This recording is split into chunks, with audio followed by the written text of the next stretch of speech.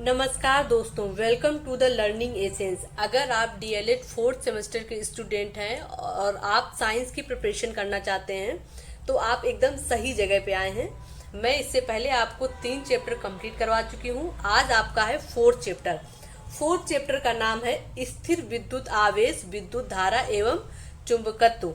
अब ये चैप्टर जो है वो फिजिक्स का एकदम दिल है। फिजिक्स का दिल ये कैसे है ये भी तो समझना होगा ना कि ये फिजिक्स का दिल है क्यों। ऐसा मैंने क्यों बोला, इसलिए बोला कि आप जरा एक बार सोचो, आपकी जो रियल जो आपका एनवायरनमेंट है जहाँ पे आप रहते हैं, डेली लाइफ जो है उसमें आपका मोबाइल कैसे चार्ज होता है, आपका पंखा कैसे घूमता है, मैग्नेट जो लोहे को अपनी ओर आकर्षित कैसे करती है, कैसे वो अट्रैक्ट करती है, ये सारी चीजें एकदम मतलब सोचने वाली है ना। मोटर है, ट्रांसफार्मर है, इंडक्शन है आपके घर में, ये सारी प्रेस है आपके घर में, जो आप प्रेस करते हैं वो हीट क्यों हो जाती है, गर्म कैसे हो जाती है, तो ये सब कैसे वर्क करता है ये जानना थोड़ा सा इंटरेस्टिंग होगा ना, मज़ेदार होगा।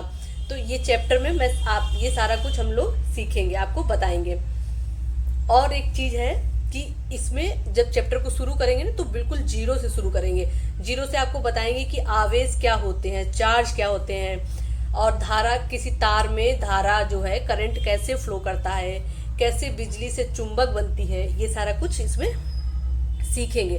तो अगर आप इंटरेस्टेड हो और ये चैप्टर को अच्छे से मज़ेदार तरीके से मेरे साथ पढ़ना चाहते हैं तो इसको सब्सक्राइब करना ना भूलना। मैं आगे आपका चैप्टर स्टार्ट कर रही हूँ। आपका आज कौन सा चैप्टर है?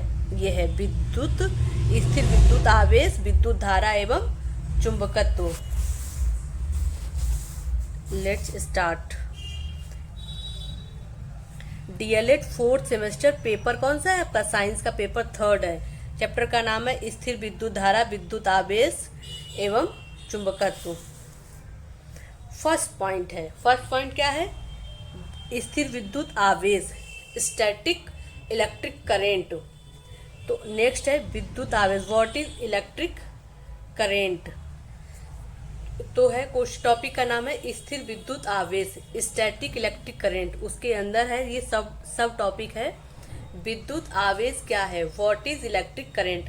तो पहले तो यही समझ लेते हैं कि स्टैटिक इलेक्ट्रिक चार्ज से क्या मतलब है। स्टैटिक स्थिर, स्थिर का मतलब होता है रुक जाना। जब किसी वस्तु पर इलेक्ट्रिक चार्ज या फिर आवेश, कोई वस्तु है यहाँ पे जाके आवेश क्या हो गए, जमा हो गए, ऐसे करके ये आवेश जमा हो गए और ये क्या कर रहे हैं, ये ना हिल रहे हैं ना डुल रहे हैं अपनी जगह से, तो इसको बोलते हैं स्थिर विद्युत आवेश। अब इसका आपने एक एग्जाम्पल देखा होगा, सर्दियों में जब लोग कंघी करते हैं ना बालों में, तो बाल उसमें ऐसे उड़े उड़े से लगते हैं, चिपकने लगते हैं कंघी में। या फिर बालों में कंघी लो, ऐसे रफ करो रफ करो रफ करो और फिर कागज के छोटे छोटे ऐसे टुकड़े कर लो, तो उनको जब इस पे ले आओगे ना तो ये टुकड़े जो है कागज के वो कंघी से चिपकने लगेंगे। यही इसको क्या बोलते हैं? इसको बोलते हैं स्टैटिक चार्ज। अब आगे आते हैं, व्हाट इज इलेक्ट्रिक करंट। तो विद्युत आवेश पदार्थ का वह मूल गुण है, एक मूल गुण है। यह 2 प्रकार का होता है। आवेश कितने प्रकार के होते हैं? 2 प्रकार के होते हैं। एक कैसे होते हैं? धनात्मक पॉजिटिव चार्ज होते हैं, जिनको क्या बोलते हैं? जिनको बोलते हैं प्रोटॉन। और दूसरे होते हैं ऋणात्मक, जिनको क्या बोलते हैं? जिनको बोलते हैं इलेक्ट्रॉन। इतना समझ में आ गया। अभी एक अगर आपसे पूछा जाए कि आवेश का मात्रक क्या है, आवेश का एसआई मात्रक क्या है, तो आवेश का एसआई मात्रक होता है कूलाम, कूलाम लॉ। कूलाम का अभी नियम आएगा आगे। तो आवेश का एसआई मात्रक कूलाम होता है, जिसको डिनोट करते हैं सी से। अब आगे समझते हैं इलेक्ट्रॉन का आवेश। इलेक्ट्रॉन का आवेश, इलेक्ट्रॉन पे अगर पूछा जाए, ये जो इलेक्ट्रॉन है, इलेक्ट्रॉन पे कितना चार्ज होता है, तो इलेक्ट्रॉन पे मिनिमम चार्ज होता है वो होता है -1.6 इंटू 10⁻⁻19 कूलाम। अब ये मैंने मिनिमम क्यों बोला, न्यूनतम क्यों बोला? न्यूनतम इसलिए बोला, अभी मैं बताऊंगी। एक एक्सपेरिमेंट है, एक साइंटिस्ट हुए हैं, महान साइंटिस्ट, उन्होंने इसको बताया है, ये वैल्यू उन्होंने ही बताई है। कैसे बताई वो मैं भी बताऊंगी। प्रोटॉन की क्या होती है? प्रोटॉन की भी सेम होती है, लेकिन प्रोटॉन हमेशा क्या होते हैं? प्रोटॉन हमेशा पॉजिटिव होते हैं और उनकी वैल्यू भी क्या है? पॉजिटिव है। समझ गए? अब मैं आपको बताती हूँ जो वो एक्सपेरिमेंट है, जिन्होंने ये वैल्यू बताई है, वो कौन है, वो साइंटिस्ट कौन है। तो वो उन साइंटिस्ट का नाम है Robert Andrews Millikan. Robert Andrews Millikan. तो मैं यहाँ पे उनका नाम लिख रही हूँ, नाम है उनका मिल्कन, रॉबर्ट एंड्रयूज मिल्कन। अब रॉबर्ट एंड्रयूज मिल्कन ने क्या किया, मिल्कन ने तेल की छोटी बूंदों को एक विद्युत क्षेत्र से गुजारा। तेल की बूंदों को क्या किया, एक विद्युत क्षेत्र से गुजारा। जैसे ये ऐसे प्लेट ले ली, इन प्लेट पे ऐसे छेद कर दिए, ठीक है। छेद करने पर यहाँ पे क्या हुआ, तेल की बूंदें डाली। अब ये तेल की बूंदें इन छेद से नीचे तरफ गिरेंगी ना, ऐसे नीचे गिरेंगी। तो ये जब नीचे गिर रही थी, यहीं पे उन्होंने क्या छोड़ दी, यहाँ पे उन्होंने छोड़ दी एक्स रेज, एक्स रेज छोड़ दी।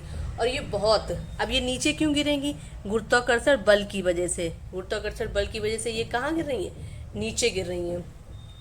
एक्स रेज जब उन्होंने छोड़ दी तो क्या हुआ कि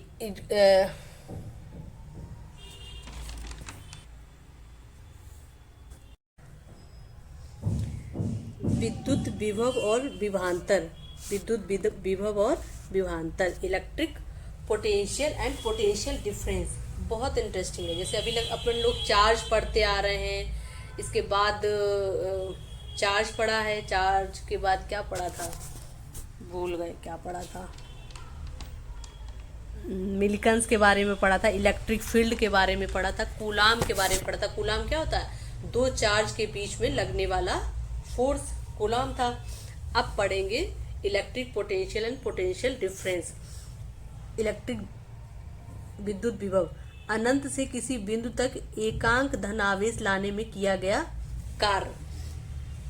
इसको ऐसे समझते हैं कि किसी बिंदु पर एक कूलाम, किसी बिंदु पर एक कूलाम आवेश लाने पर जितना कार्य, जितना वर्क करना पड़ता है, उसे उस बिंदु का विद्युत विभव कहते हैं। आसान भाषा में समझो कि एक गेंद पड़ी थी, इस गेंद को उठाया और उठा के एक टेबल पे रख दिया। तो इस गेंद को उठा के टेबल पे रखने में जितनी मेहनत लगी, उसको क्या बोलते हैं, उसको बोलते हैं पोटेंशियल। एक गेंद को उठा के मेज पे रखने में जो मेहनत लगी, उसको बोलते हैं पोटेंशियल। समझ गए। इसी तरह किसी जगह पर चार्ज को लाने के लिए, ये चार्ज तो घूम रहे हैं, ये चार्ज घूम रहा है, ये चार्ज घूम रहा है, ये चार्ज घूम रहा है, लेकिन इस चार्ज को अपनी जिस बिंदु पर तुमको लाना है, इसको कहे चलो अच्छा उठो यहाँ पे पहुंचना है तुमको, लेकिन इसको लगाने के लिए जो पोटेंशियल, लाने के लिए जो पोटेंशियल लगा है, उसी को बोलते हैं क्या, इलेक्ट्रिक पोटेंशियल। समझ गए। अब पोटेंशियल डिफरेंस क्या होता है, दो बिंदुओं का विभव का अंतर। अब इस बिंदु पे जो इलेक्ट्रिक, मान लीजिए इस बिंदु का इलेक्ट्रिक पोटेंशियल जो भी हो और इस बिंदु का इलेक्ट्रिक पोटेंशियल जो भी हो, इसको, इसका अंतर V, मान लो इसका पोटेंशियल है V1 और इसका पोटेंशियल है V2, तो V1 माइनस V2 क्या हो जाएगा, विभवांतर, पोटेंशियल डिफरेंस। इसको और इजी वे में कैसे समझते हैं, मान लो एक बहुत ऊंची सी पहाड़ी है, ऐसे ऊंची सी पहाड़ी है, इसकी यहाँ की ऊंचाई जो भी रही हो, जितनी भी ऊंचाई हो, और इसके नीचे जमीन की, इसके बीच का डिफरेंस, ऊपर और नीचे का डिफरेंस, इसी को क्या बोलते हैं, इलेक्ट्रिक पोटेंशियल। इसको नहीं बोलते हैं, ये एग्जांपल है कि ये ऊंचाई।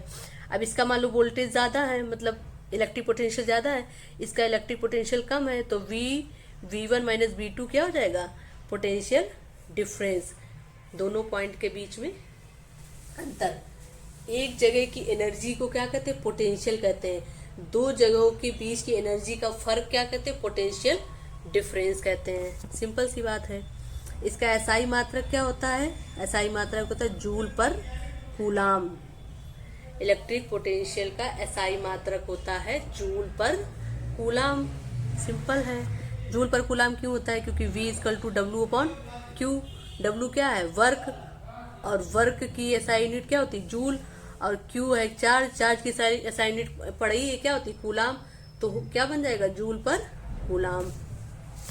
आगे आते हैं, अगला पॉइंट है, अभी ये सारा कुछ जो भी पढ़ा था वो पढ़ा था हम लोगों ने स्टैटिक चार्ज के बारे में, वो चार्ज जो हिल डुल नहीं रहे हैं, रुके हुए हैं, उनके बारे में सारा कुछ पढ़ा था।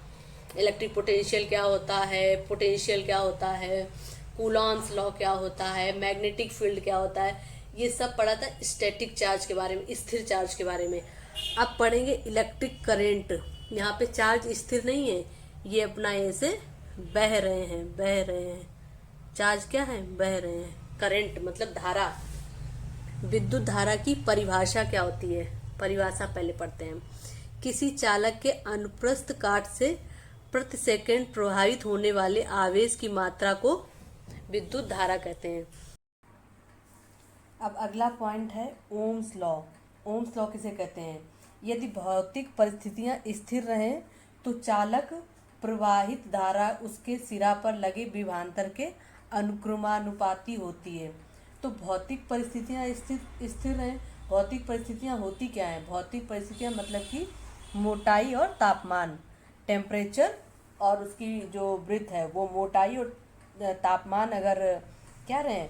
स्थिर रहें, तो चालक से जो धारा प्रवाह होती है, जो करंट, ये आई करंट से निरूपित करते हैं, धारा प्रवाह होती है, तो विभवांतर ये वोल्टेज विभवांतर के क्या होती है? अनुक्रमानुपाती होती है। जैसे V इज अनुक्रमानुपाती टू I।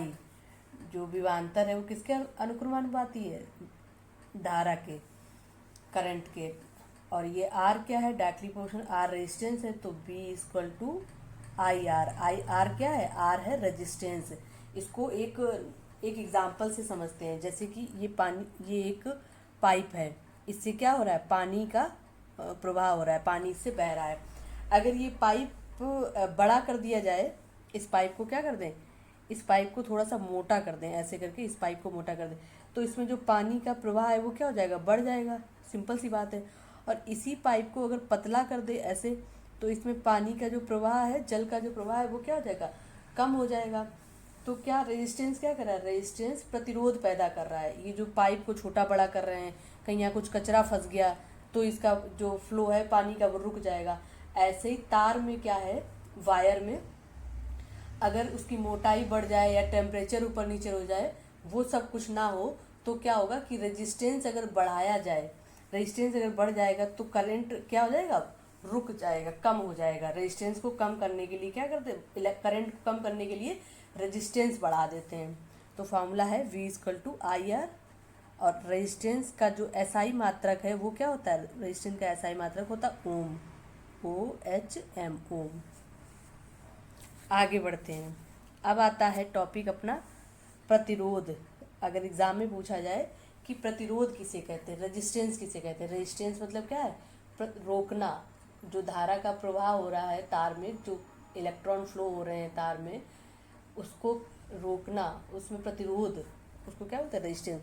किसी चालक का वह गुण जो धारा के प्रवाह में बाधा उत्पन्न करे। धारा के प्रवाह में क्या कर रहा है? बाधा उत्पन्न कर रहा है, उसको बोलते हैं प्रतिरोध। इंग्लिश में बोलते हैं रेजिस्टेंस। और रेजिस्टेंस का SI मात्रक क्या है? SI मात्रक है ओम। ठीक है। अब रेजिस्टेंस दो टाइप के होते हैं, एक होता है श्रेणी और एक होता है पैरेलल। सीरीज और पैरेलल। सीरीज में ये कैसे जुड़ते हैं? ऐसे लगातार R1 plus R2 plus R3 है, ये सीरीज में ऐसे जुड़ते हैं। और पैरेलल में कैसे? ऐसे R1 R2 उसके नीचे R3, ये क्या हो गया? ये हो गया पैरेलल। और जब ऐसे जुड़े हैं लगातार तो ये हो गया सीरीज।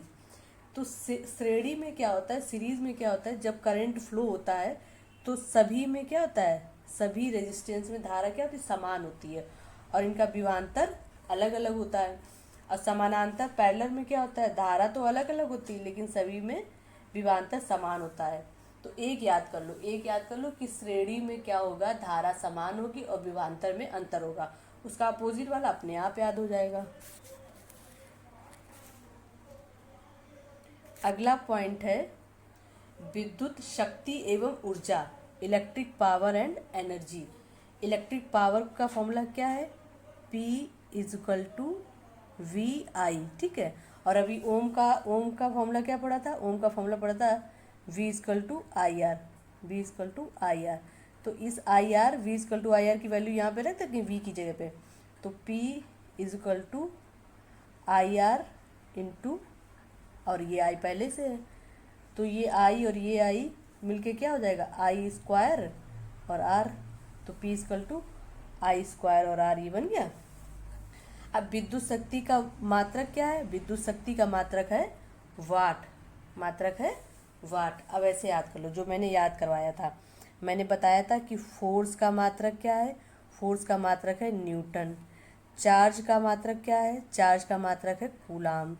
करेंट का मात्रक क्या है, करेंट का मात्रक है एम्पियर। ठीक है। मैग्नेटिक फील्ड का मात्रक अभी आगे आएगा तो उसका क्या होगा, टेस्ला, लेकिन वो छोड़ो, अभी अभी यहाँ पे बता रहे हैं। और विद्युत शक्ति का, पावर का मात्रक क्या है, वाट। और और एनर्जी का क्या है, विद्युत ऊर्जा का मात्रक क्या है, विद्युत ऊर्जा का मात्रक है जूल। इसको याद कर लो आगे वन, अगर एमसीक्यू कोई क्वेश्चन आ जाए तो ये सब आपको मात्रक याद रहे तो एक नंबर कहीं जाए ना। अब आता है पॉइंट विद्युत परिपथ के तत्व। अगर अगर हम लोगों को एक परिपथ बनाना है विद्युत का, मान लीजिए ऐसे करके ये लगा दिया बल्ब, ठीक है, यहाँ पे है बैटरी लगा दी, स्विच लगा दिया यूं करके, और ऐसे करके इसमें एमीटर भी लगेगा, वोल्ट भी लगेगा, ये परिपथ बनाया। तो इस परिपथ में क्या लगता है, पहले बैटरी और सेल लगती। बैटरी सेल क्या लगी, जो करंट को बल देगी, फोर्स देगी कि उसको किस डायरेक्शन में बहना है। फिर आता है रेजिस्टेंस। रेजिस्टेंस क्या होता है, धारा प्रवाह को नियंत्रित करता है। मान लो कोई एक बल्ब है, ये बल्ब है, इसमें अगर छोटी बैटरी लगाई है तब तो ये बल्ब मान लो जल रहा है, क्योंकि जितनी इसकी कैपेसिटी है उसी का हिसाब की बैटरी लगी है तो जल रहा है। लेकिन ये बैटरी अगर इसमें बड़ी सी बैटरी लगा दी जाए तो ये बल्ब क्या हो जाएगा, बल्ब जल जाएगा, फूट जाएगा। इसीलिए इसके बीच में लगता है, बैटरी और बल्ब के बीच में क्या लगता है, रेजिस्टेंस, कि अगर लाइट ज़्यादा आ रही है तो वो उसको क्या कर देगा, कम कर देगा।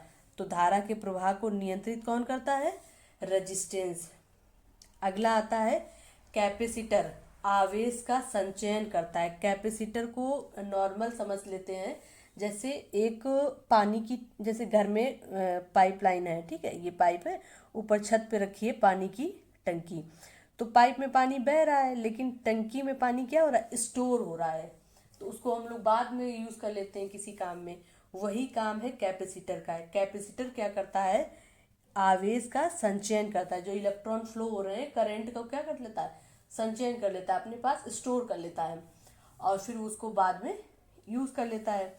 और ये एग्जाम्पल इसका एक बता देते हैं कैपेसिटर का। जैसे अपने यहाँ पे घरों में पंखा होता है, पंखे में ऊपर एक कंडेंसर लगता है, सिलेंडर टाइप संरचना होती है उसकी। उस कंडेंसर को जो हम लोग कंडेंसर बोलते हैं ना, वो एक्चुअल में क्या होता है, वो एक्चुअल में कैपेसिटर होता है। समझ गए। जो पंखे को स्टार्टिंग में जो पंखा झटका लेके स्टार्ट होता है, वो झटके में जो उसको एनर्जी देता है, करंट देता है, वो कौन देता है, कैपेसिटर देता है। इसके बाद आता है स्विच। स्विच सबको पता है, परिपथ को इलेक्ट्रिक सर्किट को ओपन और ऑन और ऑफ करने के लिए क्या होता है, स्विच होता है, खोलता है और बंद करता है। इसके बाद आता है धारा मापी। धारा मापी श्रेणी में लगाया जाता है, ये याद रखना, सीरीज में, किसमें, सीरीज में, श्रेणी में, जैसे R1, R2, R3, इसमें क्या लगेगा, इसमें लगेगा एमीटर। और वोल्ट मीटर किसमें लगता है, वोल्ट मीटर लगता है समानांतर में लगाया जाता है, जैसे R1, R2, R3, तो ऐसे समानांतर अगर परिपथ है तो लगेगा वोल्ट मीटर, और वैसे लगेगा कौन सा, एमीटर।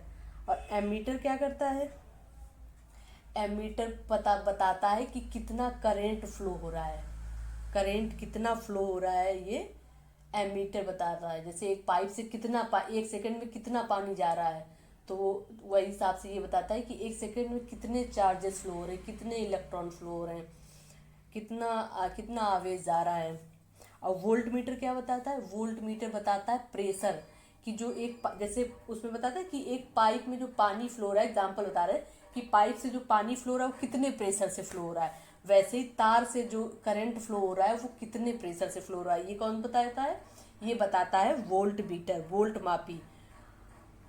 और कितना करंट जा रहा है ये कौन बताएगा एक सेकंड में, ये बताएगा धारा मापी। अब आते हैं अगले पॉइंट, अगला पॉइंट है विद्युत धारा के प्रभाव।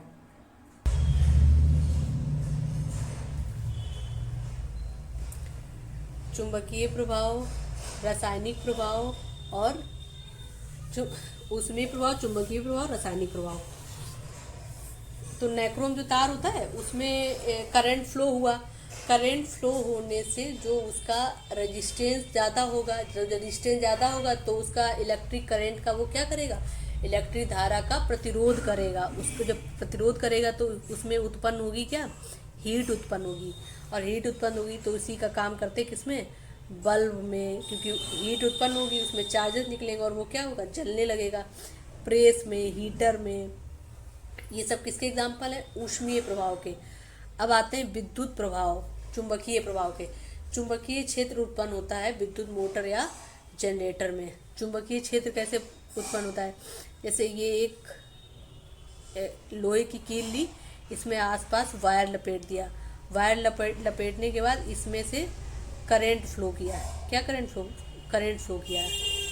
तो करंट फ्लो करने से क्या होगा, ये जो आसपास ये जो कील है इसके आसपास क्या होगा, एक चुंबक का फील्ड, इलेक्ट्रिक फील्ड तैयार हो जाएगा, चुंबकीय प्रभाव तैयार हो जाएगा। और इसी पे वर्क करता है क्या, विद्युत मोटर और जनरेटर। विद्युत मोटर और जनरेटर किस पे वर्क करता है, चुंबकीय प्रभाव पे। अगर आपसे पूछा जाए कभी भी कि आपके घर में जो जनरेटर है या विद्युत मोटर है, इलेक्ट्रिक मोटर है, वो किस पे वर्क करता है, तो वो इलेक्ट्रिक के चुंबकीय प्रभाव पे वर्क करता है। इलेक्ट्रिक करंट का कौन सा प्रभाव, चुंबकीय प्रभाव। अब विद्युत अपघटन या विद्युत लेपन, इलेक्ट्रोप्लेटिंग। इलेक्ट्रोप्लेटिंग तो बहुत अच्छे से जानते हो आप लोग। कैसे जानते हो इलेक्ट्रोप्लेटिंग, जैसे कोई लोहे का कोई सामान है, कोई लोहे का गेट है या कुछ भी है, तो वो बाहर जंग में खराब ना हो जाए उसके ऊपर क्या चढ़ाते हैं, जिंक की परत चढ़ा देते हैं। अब इस पे जब जिंक की परत चढ़ जाएगी तो इस पे क्या नहीं लगेगा, जंग नहीं लगेगी। और जब जंग नहीं लगेगी तो ये क्या हो जाएगा, सुरक्षित हो जाएगा। एक और एग्जांपल बताते हैं इलेक्ट्रोप्लेटिंग का। इलेक्ट्रोप्लेटिंग मतलब धातु का लेप कर रहे हैं अपनों, एक ऐसी धातु का लेप कर रहे हैं जिसमें जंग नहीं लगती है। या फिर ऐसे समझ लो कि सुंदर बनाने के लिए, मान लो कोई ज्वेलरी है पीतल की या कैसी भी, हम लोग ज्वेलरी पहनते हैं ना आर्टिफिशियल, तो आर्टिफिशियल ज्वेलरी पे जब गोल्ड का या सिल्वर का या किसी का भी ऐसे परत चढ़ा देते तो उसमें चमक पैदा हो जाती है और ऐसा लगता है ये तो रियल गोल्ड है।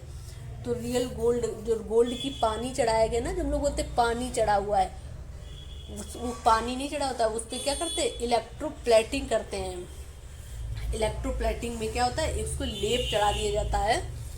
और ये सब कैसे किया जाता है, ये किया जाता है रासायनिक क्रिया के द्वारा। जैसे कि कैथोड, मान लो ऐसे करके एक टैंक लिया, जैसे इसमें लिक्विड भर दिया और लिक्विड भरने के बाद इसमें 2 रॉड लगाई, कैथोड और एनोड। कैथोड हमेशा निगेटिव होती है, ठीक है, और एनोड हमेशा पॉजिटिव होती है। जिस पे चढ़ाना है वो हमेशा कैथोड होगी, निगेटिव होगी। और जिससे डिके होगा, इसमें मान लो ये एक रॉड है किसकी, चांदी की, सिल्वर की रॉड है, और ये है किसकी, लोहे की, आयरन की रॉड है, आयरन की रॉड। अब सिल्वर चढ़ानी है इसके ऊपर, तो इसमें करंट फ्लो किया, ये लगा दी बैटरी, इसमें करंट फ्लो किया, यहाँ भरा है लिक्विड। अब इसके जो आयन है वो इसमें मॉलिक्यूल है, इसमें टूट के निकलने लगे, पानी में मिलने लगेंगे। और ये जो पानी में मिलेंगे तो ये इलेक्ट्रॉन इस पे जाके चिपकने लगेंगे, किस पे, कैथोड पे जाके चिपकने लगेंगे। ये इसका क्षरण होने लगेगा और इस पे जाके स्टोर होने लगेंगे। तो इस पे एक लेयर चढ़ जाएगी किसकी, सिल्वर की। इसी को बोलते हैं रासायनिक प्रभाव। इलेक्ट्रिसिटी के द्वारा केमिकल चेंज होता है, इसीलिए बोलते हैं रासायनिक प्रभाव इलेक्ट्रिक। और ये आप ऐसे भी कर सकते हो कि मान लो एक पानी है, ये टैंक है, और इसमें कैथोड जोड़ दिया, एनोड जोड़ दिया और बैटरी से जोड़ दिया। अब इसमें वाटर है, वाटर के मॉलिक्यूल है, मान लो H2O है, तो H2O से हाइड्रोजन अलग करनी है और ऑक्सीजन अलग करनी है, तब भी यही क्रिया अपनाई जाती है। और इलेक्ट्रोप्लेटिंग करनी तब तो अपनाई जाती है। समझ गए होंगे। आगे स्टार्ट होते हैं। अगला मतलब है मैग्नेटिज्म, चुंबकत्व। क्या पढ़ा, स्टैटिक चार्ज पढ़ा, स्टैटिक चार्ज के बाद इलेक्ट्रिक करंट पढ़ा, इलेक्ट्रिक करंट के बाद तीसरा है मैग्नेटिज्म। मैग्नेटिज्म में है चुंबक एवं उनके गुण, मैग्नेट एंड उसकी प्रॉपर्टी, मैग्नेट की प्रॉपर्टी क्या क्या होती हैं। चुंबक वह पदार्थ है जो लोहे आदि को आकर्षित करे, लोहे आदि को क्या करे, आकर्षित करता है। प्राकृतिक चुंबक क्या है, प्राकृतिक चुंबक है मैग्नेटाइट। अगर एग्जाम्पल आ जाए क्वेश्चन वन लाइनर एग्जाम में कि प्राकृतिक चुंबक क्या है, तो प्राकृतिक चुंबक है मैग्नेटाइट, और इसका फार्मूला होता है Fe3O4। चुंबक तो आपने अपनी डेली लाइफ में देखा हुआ है, तो इतना कोई टफ नहीं है चुंबक के बारे में पढ़ना और समझना। देख, चुंबक के दो ध्रुव होते हैं, एक होता है नॉर्थ उत्तरी ध्रुव और एक होता है साउथ दक्षिण ध्रुव। सिंपल है। अगला पॉइंट, समान ध्रुव प्रतिकर्षण करते हैं। समान ध्रुव अगर एक नॉर्थ को एक साइड लाओगे तो वो क्या करेंगे, प्रतिकर्षण करेंगे, और साउथ को सामने लाओगे तो वो भी उसका प्रतिकर्षण करेंगे।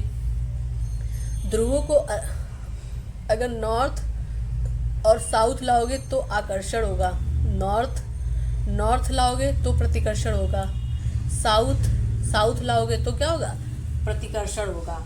एक दूसरे को रिपेल करेंगे कि अरे यार मेरे जैसे हो, मुझे नहीं पसंद हो, मुझे क्या चाहिए, मुझे चाहिए अपने से अपोजिट। दूसरा, ध्रुवों को अलग नहीं किया जा सकता है, मैग्नेटिक मोनोपोल अस्तित्व में नहीं। अगर तुम सोचो कि मुझे तो सिर्फ नॉर्थ ही चाहिए या मुझे सिर्फ साउथ पोल का ही नॉर्थ या साउथ पोल का ही मैग्नेट चाहिए, तो ऐसा नहीं होगा। कोई भी मैग्नेट होगा, कोई भी, जैसे मान लो ये मैग्नेट है, कोई भी मैग्नेट होगा तो उसमें नॉर्थ और साउथ पोल होगा ही होगा। अगर इसको बीच से तोड़ देंगे ना, जैसे मान लो इसको बीच से तोड़ दिया, अब इतना बचा, तो ये जो इतना बचेगा ना, इसमें फिर से दो पोल बन जाएंगे, ये साउथ हो गया, ये नॉर्थ हो गया, ऐसा है। तो ये मोनोपोल अस्तित्व में ही नहीं है, एक पोल हो ही नहीं सकता। चुंबक में स्वतंत्र लटकने पर ध्रुव, चुंबक को स्वतंत्र लटकाने पर एन ध्रुव उत्तर दिशा में संकेत करता है। नॉर्थ किसकी ओर, ऐसे फ्रीली लटका दो तो नॉर्थ किसकी ओर संकेत करेगा, उत्तर दिशा की ओर, नॉर्थ की ओर संकेत करेगा। डन, इसमें कुछ था ही नहीं, बस इतना था, ये याद कर लो। प्राकृतिक चुंबक क्या होती है, मैग्नेटाइट। और ये पता ही होगा कि चुंबक में कितने ध्रुव होते हैं, दो ध्रुव होते हैं। कौन कौन से, नॉर्थ और साउथ। नॉर्थ एक दूसरे को प्रतिकर्षण करेंगे, आकर्षण नहीं होगा उनमें। अगला पॉइंट है चुंबकीय क्षेत्र एवं बल रेखाएं, magnetic field lines. Magnetic field क्या होता है और फील्ड लाइंस क्या होती हैं। चुंबकीय क्षेत्र वह क्षेत्र जहाँ चुंबकीय प्रभाव अनुभव हो। चुंबकीय क्षेत्र वह क्षेत्र है जहाँ पे चुंबकीय प्रभाव अनुभव हो। सिंपल सी बात है, ये है, और इसके आसपास अगर आपको चुंबकीय प्रभाव, अट्रैक्शन, रिपेल, प्रतिकर्षण, कुछ भी अगर महसूस हो रहा है तो उसको क्या बोलते हैं, चुंबकीय प्रभाव। एसआई मात्रक क्या है, एसआई मात्रक है इसका टेस्ला या वेबर पर मीटर स्क्वायर। दो हैं एसआई मात्रक, या तो टेस्ला बोलो या बोलो वेबर पर मीटर स्क्वायर, दो एसआई मात्रक हैं। चुंबकीय बल रेखाओं के गुण, चुंबकीय जो इलेक्ट्रिक लाइंस हैं उनके गुण क्या होते हैं। ये बंद वक्र होते हैं, इनके वक्र क्या होते हैं, बंद होते हैं। चुंबक के बाहर एन एस और भीतर एस एन दिशा में होती हैं। चुंबक के बाहर क्या होता है, एन से एस की ओर जाती हैं, एन से एस की ओर। और चुंबक के भीतर कैसे, मान लो ये चुंबक है और उसके भीतर क्या होगा, उसके भीतर होगा एस से एन की तरफ। चुंबक के भीतर एस से एन, चुंबक के बाहर एन से एस। समझ गए। चुंबक के बाहर इनका मूवमेंट किधर होगा, नॉर्थ टू साउथ, उत्तर से दक्षिण, और चुंबक के अंदर दक्षिण से उत्तर। दो बल रेखाएं कभी नहीं काटती हैं। मान लो ये नॉर्थ हो गया और ये साउथ हो गया, और ये है चुंबक एक है। तो ये अगर इधर से जा रही हैं ऐसे, नॉर्थ टू साउथ जाएंगी ना बाहर वाली, और अंदर वाली साउथ टू नॉर्थ जाएंगी, बाहर वाली नॉर्थ टू साउथ जाएंगी। और ये एक दूसरे को क्या करेंगी, कहीं पे भी कट नहीं करेंगी कि ऐसे चली गई उल्टी सीधी चली गई, नहीं नहीं, ये रेखाएं कभी भी नहीं काटती हैं। जहाँ बल रेखाएं घनी होती है वहाँ क्षेत्र मैग्नेटिक फील्ड क्या होता है, प्रबल होता है, स्ट्रांग होता है। ये रेखाएं जहाँ पे ज़्यादा हो गई, यहाँ पे मान लो ज़्यादा हैं, यहाँ पे इक्का दुक्का हैं, तो मैग्नेटिक फील्ड कहाँ पे ज़्यादा होगा, यहाँ पे ज़्यादा होगा, क्योंकि यहाँ पे क्या है, रेखाएं ज़्यादा हैं। आगे आते हैं, विद्युत धारा का चुंबकीय प्रभाव, magnetic effect of electric current. Electric current का मैग्नेटिक इफेक्ट कैसे होता है, बताया था ना कि एक कॉइल लेंगे, उसमें तार को लपेटेंगे, फिर उसमें करंट फ्लो करेंगे, तो उस कॉइल के आसपास एक मैग्नेटिक फील्ड जनरेट हो जाएगा, और जैसे ही उसमें इलेक्ट्रिक फ्लो, करंट का फ्लो बंद कर देंगे, जो मैग्नेटिक फील्ड है वो क्या हो जाएगा, खत्म हो जाएगा, समाप्त हो जाएगा। पढ़ते हैं इसको इनका नाम याद रखना, अर्नेस्ट, क्योंकि एमसीक्यू में आपके पीवाईक्यू में पूछा गया है। विद्युत धारा का चुंबकीय प्रभाव, magnetic effect of electric current. 1820 में ऑस्ट्रेड ने खोजा कि विद्युत धारा वाले चालक के पास चुंबकीय क्षेत्र उत्पन्न होता है। विद्युत धारा वाले चालक के पास चुंबकीय क्षेत्र उत्पन्न होता है। मान लो ये कॉइल है, इस कॉइल से करंट फ्लो हो रहा है। एक तो ये विद्युत का चालक होगी कॉइल, तांबे की कॉइल है, ये विद्युत की क्या है, चालक है, ठीक है। इस पर करंट फ्लो हो रहा है, तो इसके आसपास अपने आप क्या जनरेट हो जाएगा, मैग्नेटिक फील्ड जनरेट हो जाएगा, मैग्नेटिक इफेक्ट जनरेट हो जाएगा। यदि दाहिना हाथ का अंगूठा धारा की दिशा में रखें तो उंगलियां चुंबकीय क्षेत्र की दिशा बताती हैं। ऐसे हाथ, इसका मैं एक डायग्राम लगा दूंगी, उसको डायरेक्ट देख लेना। ये अंगूठा है मान लो, और ये आपने मुट्ठी बंद करी, बना पाएंगे, ये उंगलियां हैं, ठीक है, ये उंगलियां हैं, हाँ बन गया लगभग, ये उंगलियां हैं। तो ये क्या होगा, ये चुंबकीय क्षेत्र होगा, और ये जो उंगलियां हैं ये क्या है, ये है आपका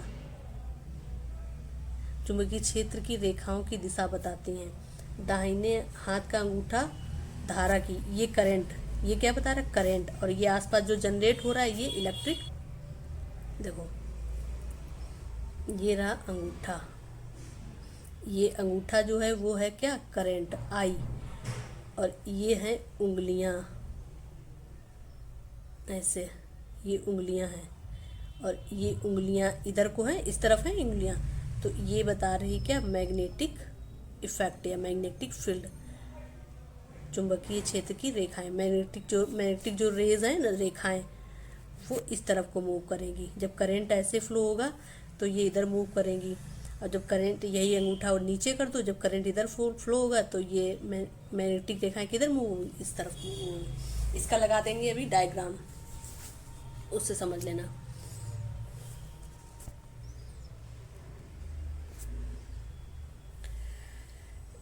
विद्युत चुंबक, इलेक्ट्रोमैग्नेट, जब किसी नरम लोहे की छड़ पर विद्युत रोधी तार लपेटकर धारा प्रवाहित की जाती है तो वह चुंबक की तरह प्रवाह करती है। जब किसी नरम लोहे की छड़, ये लोहे की छड़ है, इस पे विद्युत रोधी तार लपेटा गया, ऐसे यूं यूं यूं यूं यूं तार लपेटा गया, और इस पे क्या किया गया, इस पे करंट फ्लो किया गया। तो करंट जब फ्लो किया जाएगा तो वो चुंबक की तरह प्रभाव इफेक्ट होगा, चुंबकीय इफेक्ट इसमें जनरेट हो जाएगा। लेकिन जैसे ही स्विच ऑफ होगा चुंबकीय इफेक्ट खत्म, धारा का प्रवाह खत्म। धारा बंद करने पर चुंबकत्व समाप्त हो जाता है। नंबर 1 पॉइंट, धारा बढ़ाने पर चुंबकत्व बढ़ जाता है। जितना तुम चार्ज, आवेश का फ्लो बढ़ा दोगे, धारा बढ़ा दोगे, करंट बढ़ा दोगे, उतना ही चुंबकत्व क्या हो जाएगा, बढ़ जाएगा। फेरों की संख्या बढ़ाने पर चुंबकत्व बढ़ता है। ये जो कॉइल है इसके फेरों की संख्या जितनी बढ़ा दोगे, और बढ़ा दो, ऐसे यूं यूं यूं यूं यूं यूं इतना बढ़ा दोगे तो इसमें क्या होगा, मैग्नेटिज्म और बढ़ जाएगा, इलेक्ट्रिक चुंबकत्व और बढ़ जाएगा। अब इलेक्ट्रोमैग्नेट का यूज़ कहाँ कहाँ पे होता है, आपको एग्जाम में अगर पूछा जाए कि कुछ एग्जाम्पल बताओ जहाँ पे इलेक्ट्रोमैग्नेट का उपयोग होता हो, तो नंबर 1 विद्युत घंटी में होता है, क्रेन में होता है, विद्युत मोटर में होता है, ट्रांसफार्मर में होता है, एमआरआई मशीन में होता है। विद्युत क्रेन, विद्युत घंटी, क्रेन, विद्युत मोटर, ट्रांसफार्मर, एमआरआई मशीन। ठीक है, अगला पॉइंट है विद्युत मोटर का सिद्धांत, प्रिंसिपल ऑफ इलेक्ट्रिक मोटर। विद्युत मोटर विद्युत ऊर्जा को यांत्रिक ऊर्जा में बदलती है। मतलब कि इलेक्ट्रिकल एनर्जी को मैकेनिकल एनर्जी में बदलते हैं। यांत्रिक ऊर्जा को क्या बोलते हैं? Mechanical energy. और विद्युत ऊर्जा को इलेक्ट्रिकल एनर्जी। तो विद्युत मोटर विद्युत ऊर्जा को विद्युत मोटर विद्युत ऊर्जा को यांत्रिक ऊर्जा में बदलती है। समझ गए? सिद्धांत क्या है?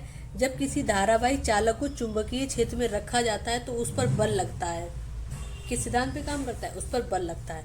फ्लेमिंग का वाम हस्त नियम क्या है?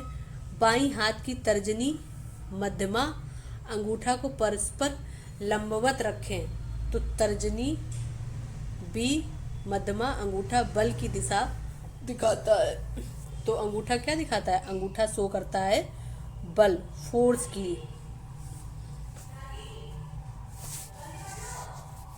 ये इतना इम्पोर्टेंट नहीं है क्योंकि एग्जाम में ये अभी तक आया नहीं है,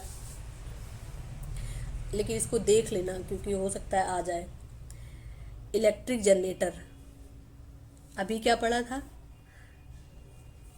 जो विद्युत मोटर क्या करता था? विद्युत ऊर्जा को यांत्रिक ऊर्जा में बदलता था। अब आते हैं इलेक्ट्रिक जनरेटर पे। विद्युत जनित यांत्रिक ऊर्जा को विद्युत ऊर्जा में बदलता है। इसका क्या है? Just opposite. विद्युत मोटर क्या कर रहा था?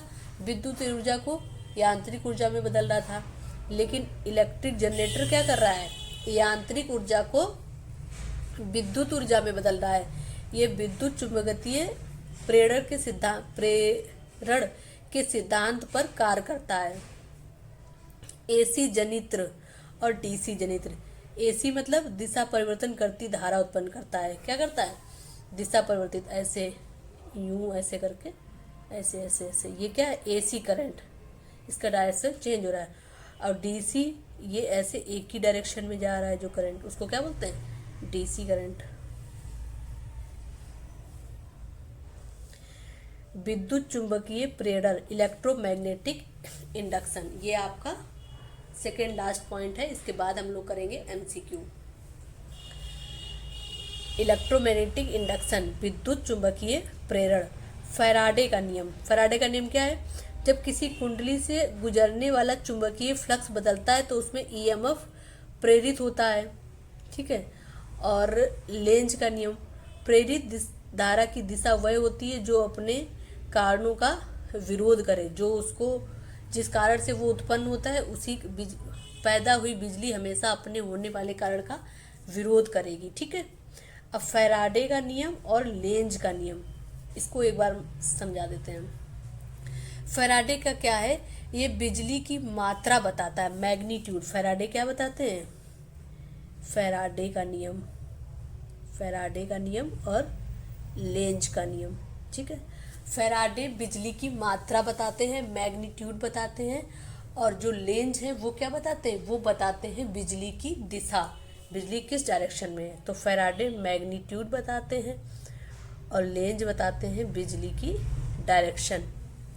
दूसरा पॉइंट, चुंबकीय क्षेत्र जितनी तेजी से बदलेगा उतनी ज़्यादा वोल्टेज पैदा होगा। ये कौन कह रहा है? फैराडे क्या कहते हैं? जब किसी कुंडली से गुजरने पर चुंबकीय फ्लक्स बदलता है तो उसमें ईएमएफ पैदा होता है।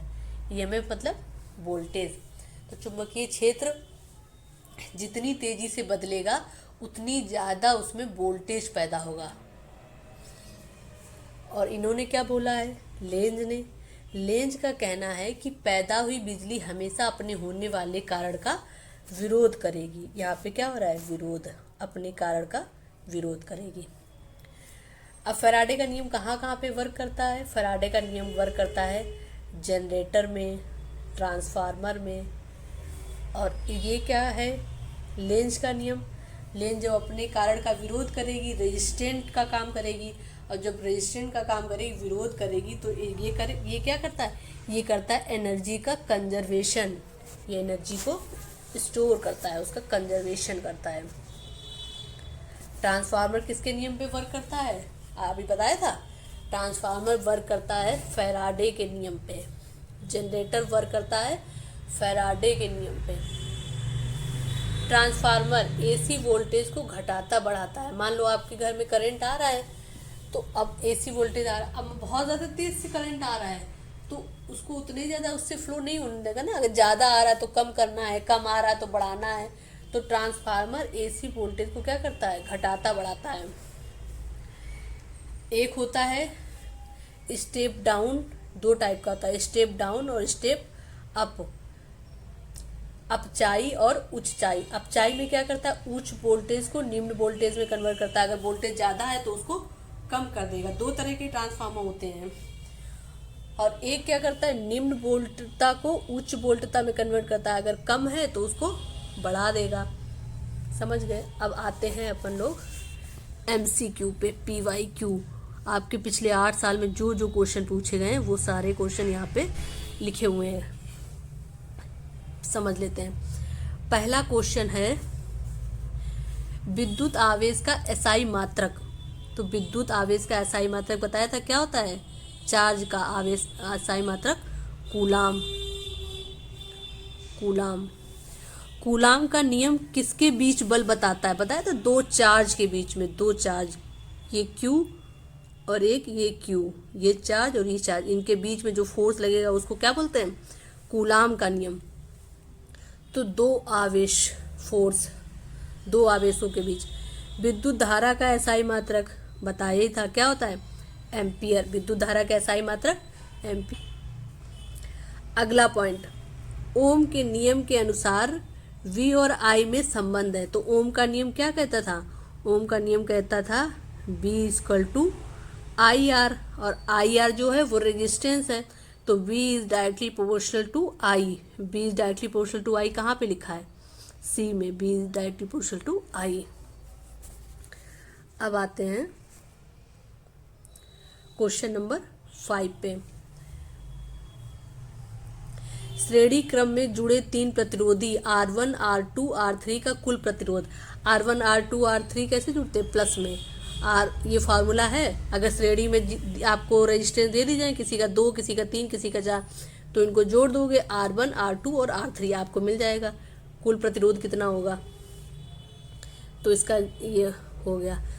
समानांतर क्रम में लगे प्रतिरोधों में क्या समान होता है, समानांतर क्रम में लगे प्रतिरोधों में विभवांतर समान होता है, क्योंकि उसमें सीरीज में क्या होता है, सीरीज में करंट समान होता है, विभवांतर अलग होता है। और समानांतर में क्या होता है, करंट अलग होता है और विभवांतर समान होता है। विद्युत शक्ति का सूत्र, विद्युत शक्ति का पढ़ा था, तो विद्युत शक्ति का था power = VI, voltage into current. और इसका फॉर्मूला क्या था, पावर का वाट था, एनर्जी का क्या था, एनर्जी का जूल था, पढ़ा ही था आगे। 1 किलोवाट बराबर होता है, बोला था याद करने के लिए, इसको याद कर लो। तो 1 किलोवाट बराबर होता है 3.6 × 10⁻6 जूल। 1 किलोवाट किसके बराबर होता है, 3.6 × 10⁻6 जूल के बराबर होता है। 9th नंबर क्वेश्चन, विद्युत धारा के चुंबकीय प्रभाव की खोज किसने की, किसने की, ऑस्ट्रेट ने। बता, इसको याद करने बोला था, इसको याद कर लो क्योंकि ये PYQ में पूछा गया है। तो विद्युत धारा के चुंबकीय प्रभाव की खोज की है ऑस्ट्रेट ने। क्वेश्चन नंबर 10, दक्षिण हस्त नियम किसकी दिशा ज्ञात करने हेतु प्रयुक्त होता है। तो दक्षिण हस्त किसकी दिशा प्राप्त करने के लिए, चुंबकीय क्षेत्र की, चुंबकीय क्षेत्र की अगर दिशा प्राप्त करनी है तो कौन सा नियम लगेगा, दक्षिण हस्त नियम। अगला पॉइंट है, विद्युत मोटर को किस ऊर्जा में, विद्युत मोटर किस ऊर्जा को किस में बदलती है, किस ऊर्जा को किस में बदलती है। तो विद्युत मोटर विद्युत ऊर्जा को यांत्रिक ऊर्जा में बदलती है। देखो कहाँ पे दिया गया, विद्युत को यांत्रिक में। विद्युत जनित्र किस सिद्धांत पर कार्य करता है? तो विद्युत जनित किस सिद्धांत पर काम करता है? विद्युत चुंबकीय प्रेरण पर काम करता है। विद्युत चुंबकीय प्रेरण। फ्लेमिंग का वाम हस्त नियम किसमें प्रयोग होता है? फ्लेमिंग का वाम हस्त नियम प्रयोग होता है मोटर में। फ्लेमिंग का वाम हस्त नियम किसमें प्रयोग होता है? मोटर में। ट्रांसफार्मर कार्य करता है। ट्रांसफार्मर एसी करंट पर वर्क करता है। कहता है एसी करंट, मान लो अल्टरनेटिव करंट आ रहा है, एसी करंट, अब वो ऊंचा आ रहा है, ज़्यादा आ रहा है तो उसको कम कर देगा, कम आ रहा है तो उसको बढ़ा देगा। तो ट्रांसफार्मर किस पे वर्क करता है? एसी करंट पर वर्क करता है, अल्टरनेटिव करंट पर। अगला पॉइंट है चुंबकीय क्षेत्र का एसआई मात्रक। तो चुंबकीय क्षेत्र का एसआई मानक बताया था टेस्ला या वेबर पर मीटर स्क्वायर। टेस्ला या फिर वेबर पर मीटर स्क्वायर, 2 यूनिट है।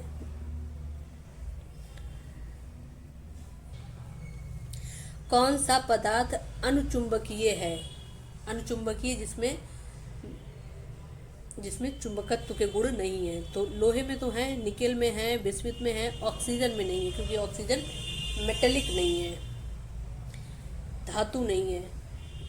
अब अगला क्वेश्चन है 18 नंबर, विद्युत आवेश संरक्षण का नियम। बोला था विद्युत आवेश संरक्षण का नियम बताता है। संरक्षण मतलब आवेश बनाया जा सकता है, आवेश नष्ट हो सकता है, आवेश ना बनता है ना नष्ट होता है। जैसे होता है energy can neither be created nor be destroy, it can change into one form to another form. वैसे ही है, आवेश ना बनता है ना नष्ट हो सकता है। यह है आवेश का संरक्षण का नियम। एग्जाम में आ जाए तो लिख देना, आवेश ना बनता है ना ही नष्ट हो सकता है। Question number 19। यूट्यूब चैनल का नाम है द लर्निंग एसेंस। आपको अगर इससे रिलेटेड नोट्स चाहिए, ये पीडीएफ चाहिए या फिर कोई भी नोट्स चाहिए हैं तो आप दिए गए नंबर पे, लास्ट पे, वीडियो के लास्ट में नंबर दिया गया है, उस पर आप मुझे व्हाट्सअप करिएगा, आपको इसकी पीडीएफ मिल जाएगी। जूल के नियम के अनुसार ऊष्मा H, तो इसका फॉर्मूला क्या होगा बताया था, जूल का I=RT। और ये जूल का जो नियम ऊष्मा का, विद्युत का जो ऊष्मीय प्रभाव है वो किसमें होता है? विद्युत का ऊष्मीय प्रभाव से ही बल्ब जलता है। जो बल्ब जलता है ना, प्रतिरोध पैदा होता है। करंट फ्लो हुआ, करंट को रेजिस्टेंस ने क्या किया, उसका प्रतिरोध किया, और जैसे ही प्रतिरोध होगा तो फिर क्या होगा, हीट उत्पन्न होगी, और हीट उत्पन्न होने से ही क्या होता है, बल्ब जलता है, प्रेस गर्म होती है, हीटर चलता है।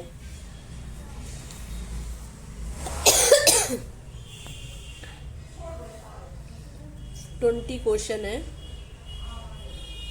विद्युत क्षेत्र रेखाएं किस पर प्रारंभ होती हैं? तो विद्युत क्षेत्र रेखाएं प्रारंभ होती हैं धन आवेश पर। धन आवेश से प्रारंभ होती हैं, ऐसे पॉजिटिव निगेटिव इस पे प्रारंभ होती हैं और इधर जाती हैं, ऐसे यूं यूं।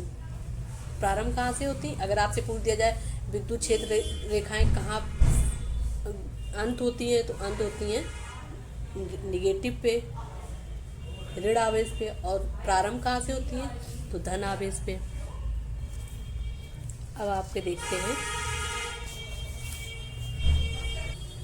अब ये हैं आपके अति लघुत्तरीय प्रश्न जो 1 नंबर के हैं। अति लघुत्तरीय प्रश्न, अति लघुत्तरीय करवाऊंगी 2 नंबर वाले जो क्वेश्चन हैं दो, उसकी आप मुझसे पीडीएफ ले लेना, या फिर आप क्या करना, उनको मैं एक बार ऐसे स्क्रॉल कर दूंगी तो आप इसको स्टॉप करके क्वेश्चन देख लेना। मैंने एमसीक्यू करवा दिए, मैंने अति लघुत्तरीय करवा दिए, अब लघुत्तरीय वाले क्वेश्चन वो आप करेंगे। विद्युत आवेश का एसआई मात्रक कूलाम बता दिया था। इलेक्ट्रॉन का आवेश कितना होता है? माइनस में होता है, -1.6 × 10⁻⁻19 कूलाम। और यही प्रोटॉन का हो जाएगा, तो ये पूरी डिजिट सेम रहेगी और आगे क्या लग जाएगा, प्लस लग जाएगा, पॉजिटिव का साइन हो जाएगा। कूलाम नितांक का मान, कूलाम का जो के कांस्टेंट होता है उसकी वैल्यू कितनी होती? 9 × 10⁻। कूलाम का फॉर्मूला क्या था? कूलाम का फॉर्मूला था F = K(Q1 × Q2/R²), ये था। तो इसमें जो K की वैल्यू है वो क्या है? ये है K की वैल्यू। विद्युत धारा की परिभाषा, प्रति सेकेंड प्रवाहित आवेश, 1 सेकेंड में कितना चार्ज प्रवाहित होता है। I equal to Q upon T, I equal to Q, Q क्या है चार्ज, चार्ज क्या है कूलाम, और टी समय सेकेंड। ओम का नियम, ओम का नियम क्या है, V equal to I R, voltage is directly proportional to I, और आर, आर क्या रेजिस्टेंस है, आई क्या है, आई करंट है। विद्युत प्रतिरोध का एसआई मात्रक ओम होता है, पता ही है।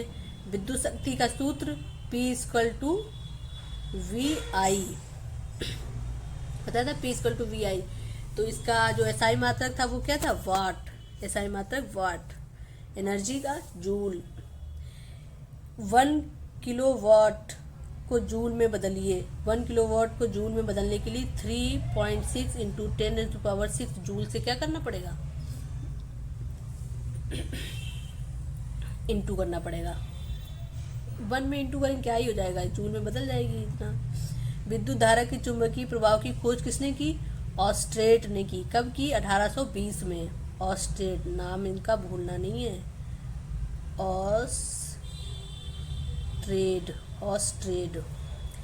दक्षिण हस्त नियम, दक्षिण हस्त नियम अंगूठा क्या बताता है, धारा बताता है, इसे ये बताया था, ये अंगूठा है, ये करंट बताता है, और ये उंगलियां हैं, ये उंगलियां हैं, उंगलियों का दिशा किस तरफ है, इस तरफ है, और ये क्या बताएंगी, ये चुंबकीय क्षेत्र बताएंगी, मैग्नेटिक फील्ड बताएंगी।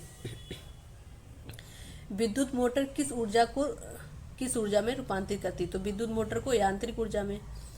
विद्युत जनित सिद्धांत क्या है, विद्युत चुंबकीय प्रेरण फैराडे का नियम है, किसका नियम है, फैराडे का नियम है। आगे आते हैं, लेंज का नियम बताया था, फैराडे का नियम लेंज का। लेंज है प्रेरित धारा अपने कारण का विरोध करती है, प्रेरित धारा क्या करती है, अपने कारण का विरोध करती है, एनर्जी कंजर्वेशन पे वर्क करता है। ट्रांसफार्मर किस धारा पर काम करता है, ट्रांसफार्मर एसी प्रत्यावर्तित धारा, मतलब कि अल्टरनेटिव करंट पे वर्क करता है। अगर हाई वोल्टेज आ रहा है तो उसको लो कर देगा, लो वोल्टेज आ रहा है तो उसको हाई कर देगा। तो दो अलग अलग ट्रांसफार्मर होते हैं। ऊंचाई ट्रांसफार्मर में N2 और N1 में क्या संबंध है, तो N क्या है, ग्रेटर देन है N1 के। चुंबकीय क्षेत्र में B का एसआई मात्रक क्या है, B मतलब चुंबकीय क्षेत्र का एसआई मात्रक टेस्ला था, या फिर क्या था, वीवर पर मीटर स्क्वायर। टेस्ला 2 यूनिट है, एक है टेस्ला चुंबकीय क्षेत्र की, मैग्नेटिक फील्ड की 2 यूनिट है, टेस्ला और वीवर पर मीटर स्क्वायर। विद्युत विभव का एसआई मात्रक क्या है, इलेक्ट्रिक पोटेंशियल का एसआई मात्रक है वोल्टेज। आवेश संरक्षण का नियम है, आवेश ना नष्ट होता है ना बनता है। धारावाही चालक पर चुंबकीय क्षेत्र में लगने वाले बल की दिशा किस नियम पर मिलती है, तो किस नियम पर मिलती है, फ्लेमिंग के वामहस्त नियम पर। विद्युत क्षेत्र का सूत्र क्या होता है, इलेक्ट्रिक फील्ड का अगर आपसे सूत्र पूछे तो E equal to force upon charge. ये है यूट्यूब चैनल का नाम द लर्निंग एसेंस, इसको आप कर सकते हैं सब्सक्राइब। अब आप देख लीजिए अपने लघु उत्तरीय प्रश्न और इनको स्टॉप करके और इनको पढ़ लेना, नोट डाउन कर लेना, क्योंकि ये आपके सब PYQ क्वेश्चन है, एग्जाम में आए हुए क्वेश्चन है। कूलॉम का नियम समझाइए और सूत्र लिखिए। कूलॉम का नियम लिखिए। श्रेणी और समानांतर क्रम के प्रतिरोध में अंतर स्पष्ट कीजिए।